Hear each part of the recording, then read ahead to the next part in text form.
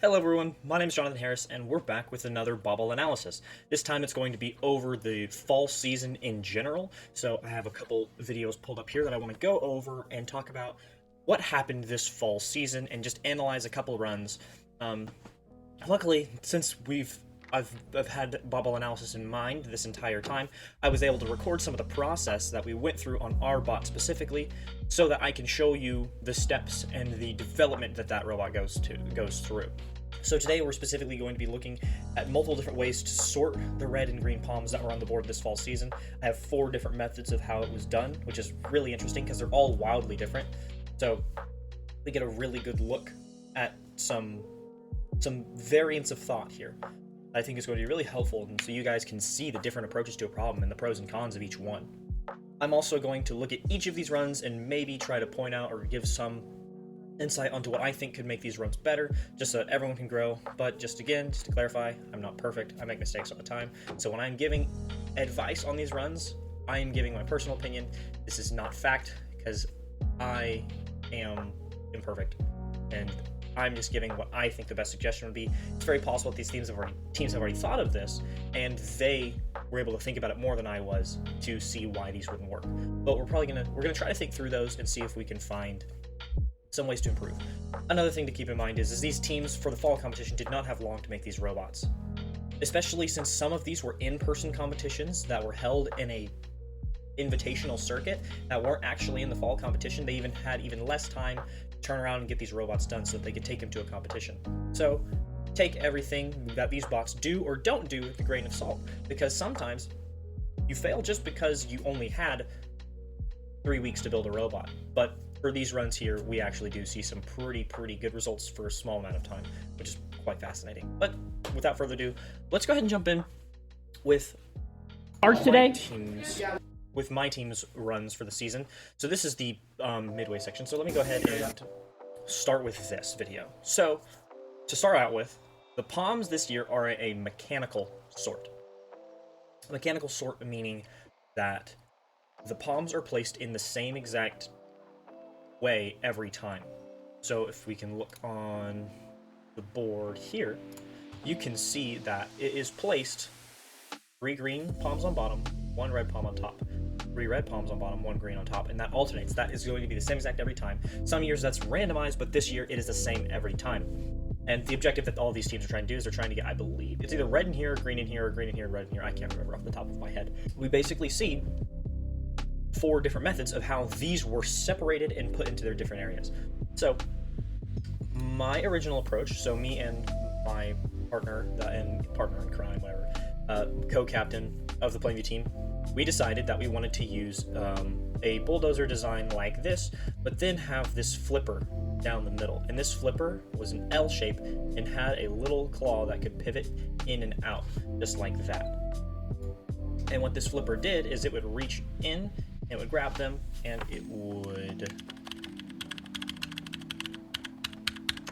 pluck that top one off, and it would put it to either zone. So these on this side, you don't have to do anything to sort them. It's just a flip left and right. But I'll go ahead and show you this video. Okay, so just for clarity's sake, let's go ahead and show the beginning of this run here, just so that you know what's going on. But I'll show an earlier rendition of this run in a second.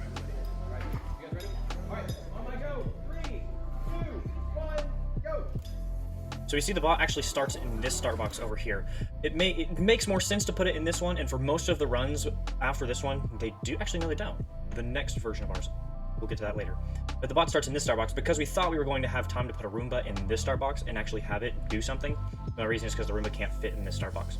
But we ended up not having time, so we just put a little demo bot that could get the ring stand out of the way for the Palmer bot. So you'll see, it's this line following down this line, and it sweeps that middle arm back and forth, back and forth. It's just putting them into their corresponding sides, and it's going to turn around, and it's going to square up so that it knows where it's starting on the black tape, and it's going to start driving down. So while we're there, let's go back to the earlier video. That was actually just earlier that day, but we can go ahead and look at it because it tells us a little bit more of a story, and it's just a little bit of a better view. We'll look at when it works later. See, we line fall down that line. And really, I will say, when you're editing a run like this, one of the best things to do is video it. Because a lot of times when you have to change like 400 drives for a sequence to be correct, if you video it and you can go back and it's better than taking notes because you can just see exactly what needs to be changed and you can actually visually look at it. So editing, when you're at a competition, videoing and editing from a video, so editing your code from a video is super, super useful. I suggest all teams do it. So this is actually what this video is this is videoing the run so that it can be edited. And so you can see that it brings it in here and pushes those around and drops it in. So you can see the claw coming in, and see, this is why we have the video, is because we see, oh, that shouldn't have done that. That should have not gone that far forward. That was a error. Because when we see it drive forward, this looks like it's about 1 or 2 centimeters too far. We got lucky there. That shouldn't have worked. But you'll see it actually did make us end up missing it because it's too far forward and it's not into its zone. But you'll also see with this design, it is very crammed for space, because when we try to flip this palm, we actually are overflowing on our little bucket and we miss this red palm because we don't actually have room for it in these little compartments here. So you'll see we actually miss the green sort here. And because of these too small of buckets, we miss the sort once again. And then this is actually a pretty rough run, but you get the general idea of what the run is trying to do. Another interesting thing I would like to point out with this run is the grabber itself is on a wrist, and this wrist is being pulled by a string through a little loop that's right here. Is being pulled by a string on a servo, and it's pivoting from here. So this is so that the arm can lift up, because what was happening is we would grab the palm from the side and we would try to drag it out, but those palms are still connected and they have friction on themselves, so it was dragging the other palms with it and it was messing up our sort. So we decided, well, it's going to be easier if we can lift it straight up. So I'll let you focus on the movement here. So you'll see we come in, we grab, and then we lift that wrist up. And you can see that the servo is what's doing it. You'll see it drop back down here, just like that. So we bring it in, we reach to the side, and we pull that wrist up. That helps a lot. But you can see we have a lot of issues just with size and getting these palms, because we have distance problems on this run. So we can go ahead and look at the finals run of this tournament. This was an invitational tournament actually held at our school that Norman and Noble came to. It was a great time. I'm very thankful that they came.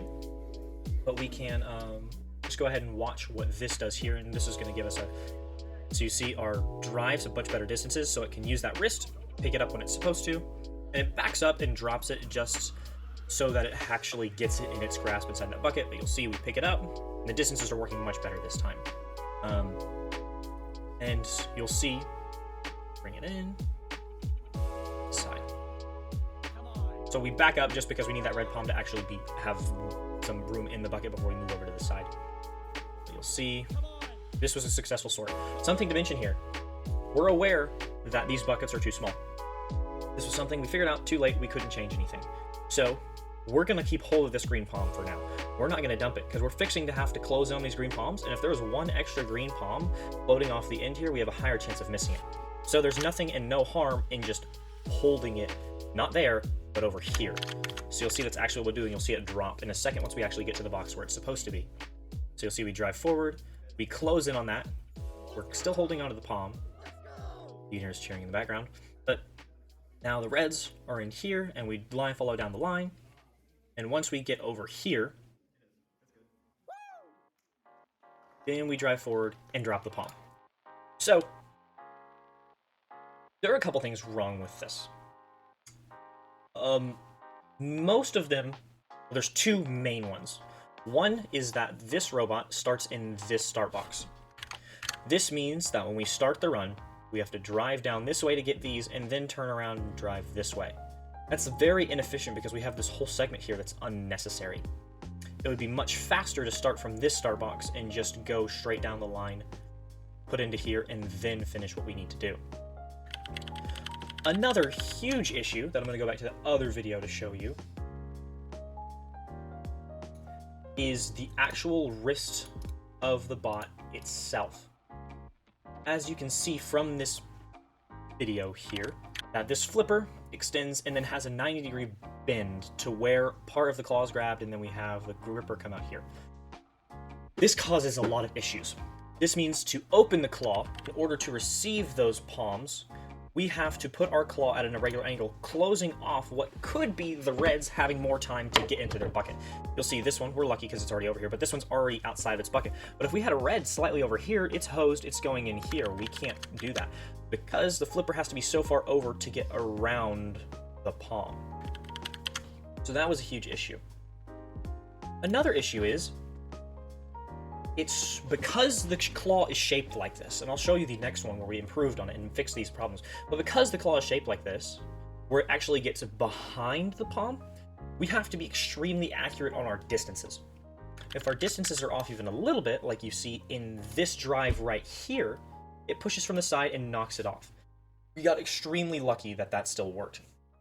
Now you can also think about the exact opposite. What would happen if we didn't drive far enough? What if this was as far as we drove, right? And we moved in right here and we just knocked the red off of the stack and into the green zone. That's a huge issue as well. So we have a tiny, tiny window to get this red, to get this bot at the correct spot. We need to be from about here to here, which is tiny. You don't ever want to have a small distance barrier like that. That's going to cause huge problems. So that was a big problem with this design. So having to move over to the side was a huge problem, and having a small window like this was also a huge problem. Well, there's an easy way to fix that, and that's to just change the angle of the grabber. Instead of coming at a 90 like this, if we just had a straight Y and the gripper coming out and closing on the front like this, then, well, I'll just go ahead and show you the video. We can see the same flipper. This part stayed roughly the same, but you can already see that this is much longer than it was before. And you'll see when we come along, our claw is straight with the beam and the gripper comes out like this. So our attack angle is much straighter to the board. So we have much more of a gap off to this side, helping us improve consistency total. Also, another big thing with this is that we did majorly extend the length of this so that each group had more space. So now, also, if our distances are off, well, we'll see. So we have a pickup here, and it just comes straight on. So we pick up, we move, much more accurate overall. But you'll see, I believe, when we drive forward, it doesn't matter if our distances are off, because it's not going to push that one off independently. It's going to push the whole stack by itself. But also, I'm just going to, if we have a claw like this, you have to be in this window. If we have a claw like this, you can be here, here, or here, and it's going to work just the same. If you're here, this is a fail, and if you're here, this is a fail. So having that allows us so much more lenience on how accurate our drive distances need to be. And so this increased our accuracy a ton throughout the run. And you'll see, we drop, and we just turn, and we give it that wide berth to be able to drive at it. And we can close in. So, back up, get those greens. And so having that forward attack angle gives us so much more lenience in that drive, and this increased our accuracy dramatically. Also, something to note is that we start in this start box. Starting in this start box means that instead of having to start here, drive down, drive back, put the reds and put the greens in here, we just get to skip this first part, and we just get to start here and drive. And you'll see, actually, we just hit the first two just like that. We've already got the two sorted. The reason this is good is because it makes us so much faster, in that we don't waste 15 seconds getting down this line. We can use those 15 seconds to slow down our servos and be more accurate on these piles instead of having to be really fast on those servos. So that increased accuracy as well. So being able to slow it down, just take your time, was super influential in being able to make this work effectively. So, and you'll also see one other thing to note is that we have this bar. We also have a flat piece on the end. That's there for a couple of reasons. One, when the bar comes off to the side to close it off, it helps complete that press up against it, and it closes those palms off completely. But also, it acts as a little pusher for if we accidentally drive too far. If that bar hits this and we drive too far, then it's just going to push the whole stack along with it, and we still successfully complete the grab. We don't knock the red palm. I was very pleased with this robot. It worked very well. But let's go ahead and look at some other designs. So another one that I got to see in person was the Norman Advanced sorting robot. The Norman Advanced sorting robot was similar to any. The Norman Advanced robot takes inspiration from the 3 other sorting robots. We've already seen one that it takes inspiration from, which is ours. No, hold on. Let me be clear. I do not think they're copying anything. I think it is a very wise, and I don't even want to say that they were taking anyone else's ideas, because it is a unique robot, and I think it's a good collection of the other ones that we see. So not trying to take anything away from NAR here, but you'll see that they have a little bit of a different design. So they're going to come over here and look at this other robot, which works very well. They have it rotates this claw and it grabs these 2 pool noodles and puts them in the green zone, getting them more points in the green multiplier, which is pretty cool. It was a very good robot. It was very consistent. But we come over here, we'll see this bot drive forward, and it has a flipper down there as well. And it's going to drive forward, and you'll see that flipper activate here. It's going to flip, and now it has sorted. One of their big problems was that when they drove forward, this red palm, you can see, gets pushed away off the black line. Oftentimes that red palm got pushed a little bit too far forward, so when it turned like this, it didn't get caught by their little hook down there. So that oftentimes gave them a red palm in their green side, and that was definitely a complication that they were having at this tournament. But you'll see it, you do see. In this run, it works fine. So you'll see they hook it into that red. They move down and they hit the green. So far, very similar to our robot, just moving a flipper in the middle, back and forth, back and forth. I think they're going to take some time to come over here and show you this. But watch, it has a big, massive flipper. So they're taking the concept that I was talking about to the extreme, whereas if this is good, and this is better, then this is the best. Because this only allows this allows this, and this. This one, you got like 40 of them in here. So their palm could realistically be anywhere along this line, and it would still work correctly. So much, much better design. Also, this foam board has the paper peeled off of it, so it's exposing the foam, gives a lot more grip. Don't know if they got that from me, but it's possible. I'd like to think that I was a little bit of inspiration there. But they do peel the paper off, and so it gives them more grip because they're just exposing that foam that's under the foam board sheet of paper, and that's going to grip on the palm much better. So they come forward, you see their line following down this line. You have to line follow for these to work. It grips on that, and you see that it just brings that rake across. Now this is interesting because there's no wasted movement here. You can see on our run, we had a lot of wasted movement because we had to grab the top one, pick it up, back up, move the arm to the side, drive forward, and do all this complicated series just to get the palm sorted properly. Well, theirs, just by its inherent nature, has the hook off to one side, and then you grab, and the hook moves to the other side. And boom, you drop, it's sorted, you're ready for the next one. So this is very replicatable, this is very smooth movement. And you can see it just holds onto that one while it rakes the other ones to the side and it drops. So no wasted movement there. Very, very, very clean in its approach. You'll see, we also see something pretty funny up here in the end with the other a little bit of an interaction with the other robot. So you'll see it drives forward, and it's going to actually drive too far, and it's going to knock those pipes out of where it's supposed to go. But it just so luckily happens to pivot around the other robot and not touch the black line, so they keep scoring that. So everyone, I have the audio turned down, but everyone's going crazy in this video. So a very, very clean design. They had a little bit of building complications, I think, and their line follow was a little rough. This definitely had some wobble in it, but I definitely think they're very capable, especially with how this robot's made. They just didn't have enough time to implement, as they did do this in, I don't know, was it a week? They got this whole robot working in a week. Something along those lines, but very impressive. The bot worked very well. I think it speaks for itself. It's a very good sort. They did have some issues where sometimes it wouldn't grip, or it would miss that top red one. I have the video pulled up now, and that's kind of a... But let's go ahead and see what I think would have helped a little bit here at the start of this robot. It starts in 15 seconds, so here we go. So it drives forward, and it's going to close, and it is going to back up. So backing up is the correct, I believe, but the problem is that that ring stand just grabs pushes it so far forward, and so that red palm is stuck and getting dragged with it. That was a lot of where their inconsistency came from. Let's see if we can watch the beginning of that again. Okay, I see a couple ways to, I would at least try to start fixing this. One would be, so all of them are about moving the rocket stack back here. You don't want it up here, and you want it out of the way, so when you actually start trying to go down this line, it's out of your way, you're scot-free.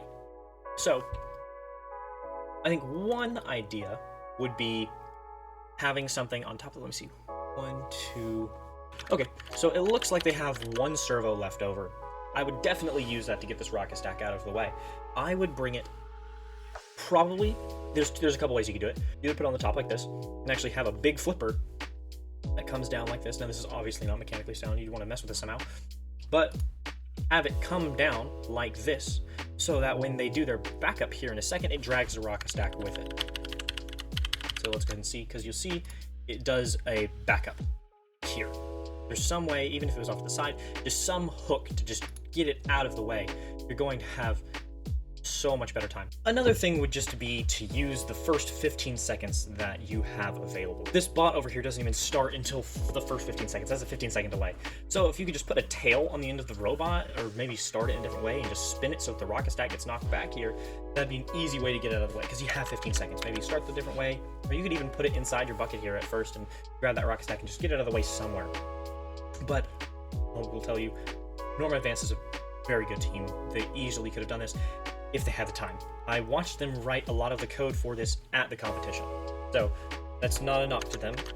I think that I'm just trying to help other teams work through the same process. Not saying that NAR can't go through that same process, because I know they're very capable of doing that, but just letting other people who haven't had the experience to work through that kind of stuff yet realize that the 15 seconds and just getting it out of the way is going to be your best bet, and just trying to give a couple ways that is possible. So I think either having a hook that starts out here and just drags it back, that's going to work, or just having a little tail on it that curves, and so that when you start the run, you can use your first 15 seconds to get out of the way. I think that's very plausible. So that was Norman Advanced. Let's go ahead and look at the two. So Great Mills had two different robot designs, both of them wildly different. The first one we'll look at, and I apologize, I'll zoom in on this a little bit. It's going to get a little bit worse camera quality. So this bot was basically a scissor robot. What it did is it drove out to the side here. Interestingly enough, Great Mills doesn't ever go for the palms that are over here. They only go for the stacks. But look at that scissor mechanism. They just have one that closes on the top and hits the bottom. Just awesome. It really, really is an amazing, super cool idea. And the way it scissors those, I saw it work effectively most times. I think where they had issues was the second half of the run, where you can actually see part of the problem there, is you see a red get caught there. I think this happened quite a few times. And when it's just dragging, you're missing 1, 2, you're missing, we just dropped another one. And so you aren't hitting as many as you could. And I think that was a big improvement that could have been made on this robot. So I think because basically there's no collection system for the palms, no way to actually make sure they keep intact, if that makes any sense. So I actually think an interesting way to do that is because this bot basically pushes them out of its way as it moves past them. I think if they had, I don't know if they have the room in the start box to do this, but if you could have maybe a bucket behind the wheels of the robot come out like this or something, and then have that bottom claw either close this one or this one, similar to how the other teams are doing it for their collection system, I think that would help a lot. Especially, I don't think they're over on their servos, so if they aren't fitting the star box, I don't think it'd be hard to expand something out to be a bucket. But I think that is one of the issues that was happening, because I don't see how you're ever going to hit that first red palm with the design like this. And I feel like you're also going to hit a lot on this red line, and it's just going to cause a lot of trouble. But very, very cool design. I really, really liked it. It's very quick. It's the quickest sorter I've seen. See, it pushes those just right in there. So I think this is a very cool design. I think just having a little bit better of a collection system or a way to organize these or keep them out of the way of the bot, so you can you basically just want to maximize how much these are getting in their zones. But I really have no complaints with that robot. I don't remember how consistent it was, but from this, it looks pretty good, and I can easily see how a team would make that pretty consistent high dive. Let's go ahead and look at other Great Mills run. So here was the other Great Mills run. There you go. Make a run. They took a completely different approach. They decided to actually grab onto the red one, or the top one, I should say. You can see they turn, and they're going to grab the top one. Really cool design. They turn individually for each one, put it in its zone, and then they just get to drop that bottom one, grab the top one, push the reds in. So this one I think has a few key advantages. Number one, it splits the points up. All of the other ones sort everything and then put them, except for the other Great Mills one. The Great Mills one kind of did it, but the green ones were still one or done. But this one splits them up well. Without even touching the second two stacks, you're already scoring high because of these. So the score early, score often rule applies here. They are definitely scoring early. They're getting the points as soon as they can. They're not waiting until they have them all sorted. So I think that's very smart by them. It is something to be careful about, though, because definitely having more drives complicates it. If you're not just doing a single line follow, you're going to have a little bit more error in that, but I think they handle it well. I think this team actually ended up getting first overall in this tournament. You can see they just grabbed that top one, and the other ones are just free floating, which is exactly what would happen. And you'll see that they come in here. Now, they had some issues. You can see that a green one got stuck in this back corner. That's just because of the way the gaps and the pusher were made, and there's just a little crevice back there where it can get stuck. Number one, I think this can be solved by widening that bulldozer a little bit, even if it's just like 1 or 2 pegs. Just a little bit more out there. I think that's going to help them a lot. Another thing is, fill your bulldozer with paper. You have a whole sheet of paper that you can use and you can cut up and put it on your bots however you want. If you'll use that full sheet of paper, then there's no way that a palm's going to get a little hair stuck in between Legos or anything like that. It's going to be a nice, clean interior that can just push like it's supposed to. Nothing's going to get in the way. So, a lot of pushers just use paper on the inside. The paper is going to help a lot, and you're not going to get catches like this, because this is going to ruin their sort. You'll see, I also like how they drop the top palm into the bottom palm, because that's how it alternates. And so you can see they do have that green in there, unfortunately, but they take the other green over, and because their points are diversified, they still have one sorting even when the other doesn't. So this is just a look at 4 different robots, more of just me presenting what I think about these robots, showing you a little bit of development on one of them, just so you can see why we made the changes we did, looking at some other interesting robots from other teams. I hope this was helpful. If you have any questions, or you ever need to talk about anything, especially if you're a beginner team and you just have questions in general, I do try to message people, and I try to respond quickly. I help a couple teams out. So if you have anything like that, please let me know. I think that's all I have today. Have a good day.